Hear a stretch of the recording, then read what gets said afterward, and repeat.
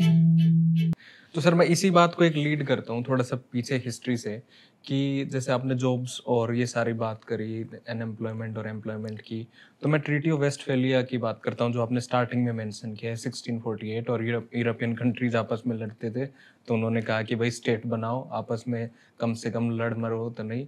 और treaty of Westphalia के बाद में सारा डेमोक्रेसी हुआ वहाँ पे भी और अपने यहाँ पे भी। और फिर आप बुक में लिखते हैं कि 60s में ग्लोबलाइजेशन शुरू हुआ और ग्लोबलाइजेशन का मतलब उन कंट्रीज में वो ज़्यादा शुरू हुआ जहाँ पे आप फैक्ट्री लगा सकते हो और फैक्ट्री लगाने के साथ साथ में आपको लेबर मिल जाएगा, चीप लेबर मिल जाएगा। तो वहाँ से ये पूरा राइज ऑफ ग्लोबलाइजेशन या कॉन्सेप्ट ऑफ वहाँ से ग्लोबलाइजेशन। शुरू हुआ। हाँ, तो उसके बारे में थोड़ा आप बताइए सर।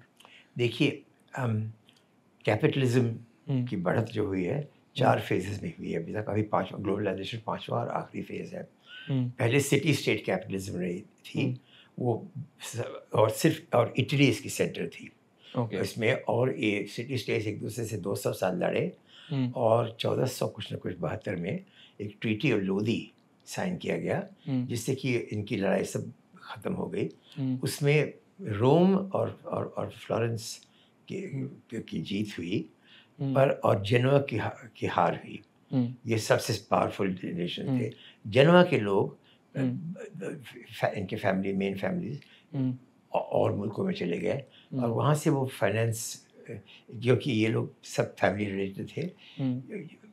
अब वहाँ पे जब कैपिटलिज्म में वो ये बढ़ रहा था। प्रोडक्शन बढ़ रहा था, तब इनके फेयर्स होने लगे। मेले में ये लोग ले जाते थे सामान और बेचते थे, और ये पूरे यूरोप में फेयर्स शुरू हो गए थे। इसका नाम था पियाचेंसा फेयर्स। हाँ, पियाचेंसा एक जगह है इटली में, पहला फेयर वहाँ हुआ था, उसका नाम था से वो इसको कहते हैं।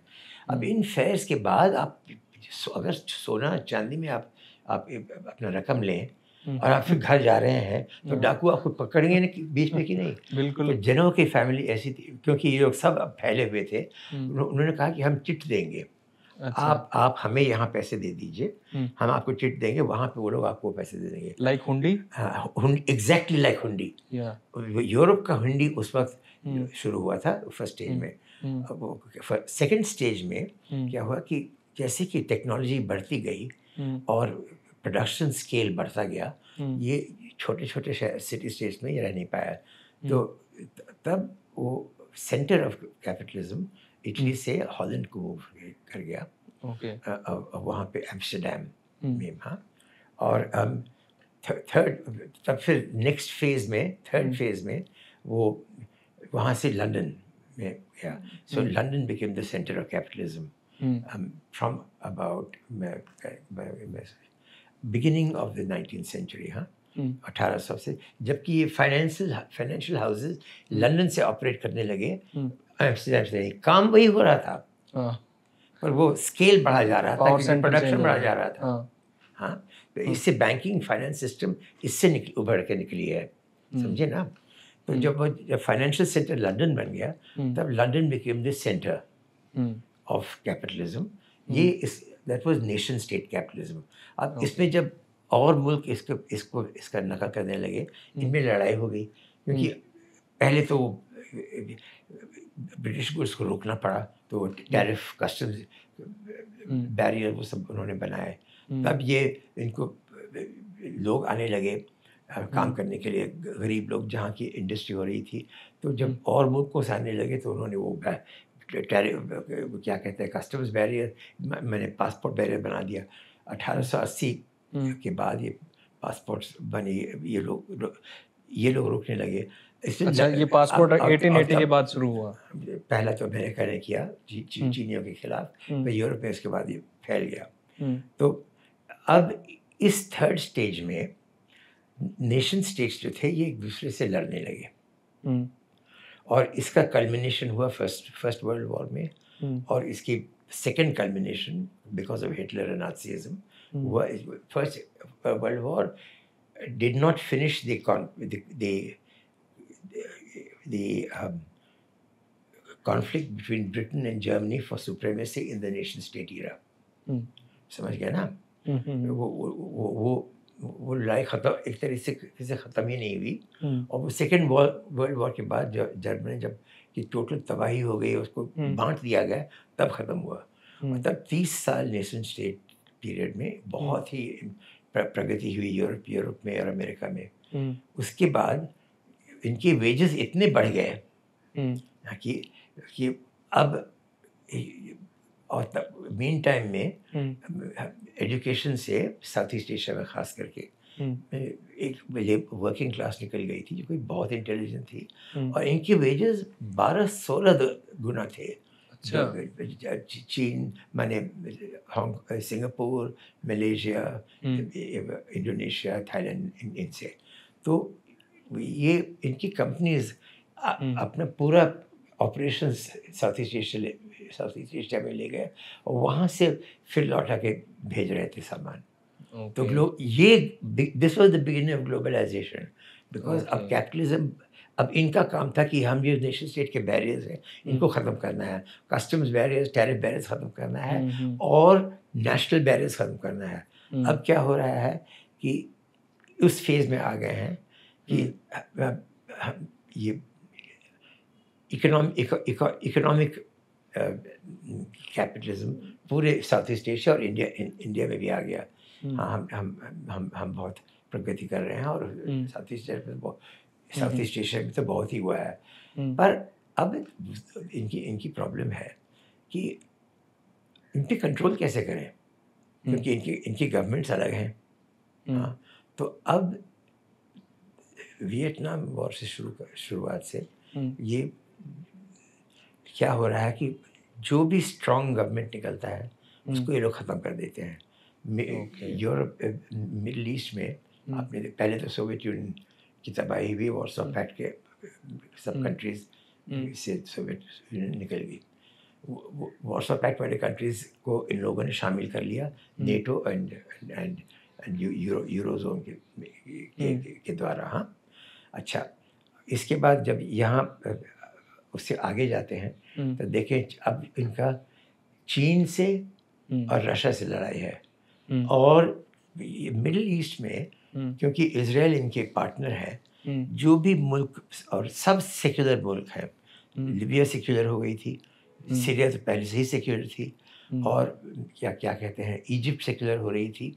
उसने इस्लामिक मूवमेंट को उन्होंने क्रश किया था मिलिट्री ने। और अब यमन में सब में उन्होंने लड़ाई शुरू कर दिया, लेबनान में लड़ाई शुरू कर दिया, और इजराइल के द्वारा इनको अपने काबू में ला रहे हैं। तो इस फेज़ में नेशन स्टेट कैपिटलिज्म को, globalisation is destroying nation state structures in strong states. और चीन इनका सबसे बड़ा शत्रु है। चीन किसी से लड़ना नहीं चाहती है क्योंकि उसकी पूरी डेवलपमेंट ये क्या कहते हैं इससे भी है, क्या कहते हैं एक्सपोर्ट से भी है, मैन्युफैक्चरिंग पर एक्सपोर्ट के लिए। अगर वॉर हो गया तो एक्सपोर्ट्स कहाँ जाएंगे? सबसे पहले एक्सपोर्ट खत्म हो जाएगा क्योंकि जहाज नहीं जा पाएंगे। हाँ, तो चीन तो सबसे ज़्यादा पीस चाहती है, इसको कोई काबू करने को तैयार नहीं है। कहते हैं पावरफुल हो रहा है, ये क्यों? इसलिए ये ज़रूरी हम पे हमला करेंगे। और पूरे यूरोप में इन्होंने ये भय कर दिया है कि फैला दिया है कि चीन और रशिया अगर एक साथ हो गए तो ये पूरा एशिया को ले लिया उन्होंने। तो ये लोग ज़रूर हम पे हमला करेंगे, इसीलिए पहले इन्हीं को ख़त्म कर दें। ये हो रहा है। ये अभी जो मुल्क है जो हो रहा है, ये तो तबाही वाली बात है। कभी ना कभी ये लोग न्यूक्लियर वेपन्स इस्तेमाल करना शुरू कर देंगे। जब वो होगा तो दुनिया की तबाही हो जाएगी। हम लोग बाहर निकले हुए हैं, बहुत अच्छी बात है, समझ के बाहर निकले हुए हैं। अब मोदी जी समझ रहे हैं कि चीन हमारी शत्रु नहीं है, हमें इनसे और रशिया के साथ हम काम कर सकते हैं। हम पूरी तरीके से शामिल नहीं होना चाहिए और नहीं भी होंगे, क्योंकि हम हैं डेमोक्रेसी और हमारे रिश्ते वेस्टर्न कंट्री से भी हैं, इनके साथ भी बनाना है और बन गए हैं, अच्छे बने हुए हैं कोल्ड वॉर के टाइम से। हाँ, तो अब इंडिया एक मिडिल मैन रोल प्ले कर सकती है और ये जो आने वाला जो लड़ाई है उसको रोक सकती है। ओके। पर ये दैट्स द दूसरी थिंग। किताब में है, इसमें नहीं है। ओके। उसके उसपे जो मैंने आपको कह रहा था ना, सन, उसमें विंड एंड बायोमास। हाँ। उसमें एक चैप्टर में इसका इसका जिक्र बहुत अच्छी तरह किया हुआ है। Okay, okay.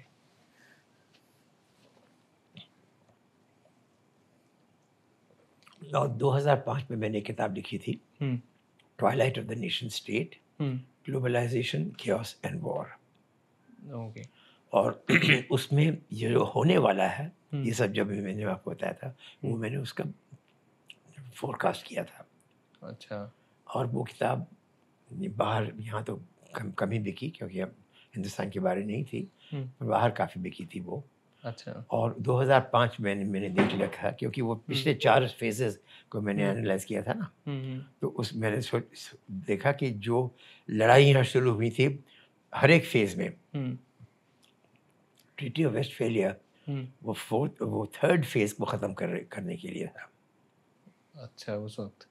कि किस तरीके से हम एक दूसरे की तबाही कर लिए हैं, हुँ, और किस तरीके से हम लोग हुँ, इसको अब हुँ, शांति लाएं, जिससे कि हमारी प्रगति हो सके साथ साथ। हुँ, और united nations and united nations charter, हुँ, ये फोर्थ फेज के एंड में, जब जर्मनी को ख़त्म हो गई थी हुँ, सेकेंड वॉर के बाद, उस वक्त बनी थी।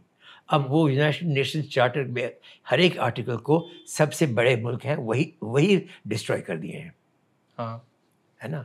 हुँ, हम लोग तो यूएन के बारे में बात करते हैं, वीटो कौन करता है? सिर्फ यूएस करता है। हाँ, 13 दफ़ा उसने, जो गाज़ा में हुआ उसके उस पर उन्होंने हाँ, रेज़ोल्यूशंस को किया है। वीटो किया है। हुँ, ये तो चंडाल हो गए हैं। हुँ। ये बात सिविलाइज़्ड लोग नहीं रहे हैं, चंडाल हैं ये। हुँ, तो सर पॉलिटिक्स तो हमेशा ही चंडालों का खेल रहा है। नहीं, पर ऐसे बड़े चंडाल हमारे हिंदुस्तान में नहीं है, हमारे चंडाल छोटे-मोटे हैं। अच्छा, अच्छा। सर ए छोटे-मोटे हैं, उनसे उनसे गपशप भी हो सकती है, उनसे दोस्ती भी हो सकती है, उनसे हाँ, मज़ाक भी हो सकते हैं, हाँ, पर अपना उनको पैसा बनाना है, वो बना रहे हैं। और अच्छा। वो लगे हुए हैं खुशी से। तो हाँ, इसीलिए डेमोक्रेसी चल रही है, क्योंकि ये लोग वैसे नहीं हैं। और हुँ, हम ये हिंदुस्तान के अंदर हुँ, ये ऐसा कोई, इसका कोई हुँ, परछाई नहीं है हुँ, जो हुँ, दुनिया में हो रही है, हुँ, और खैरियत है। वो तो है।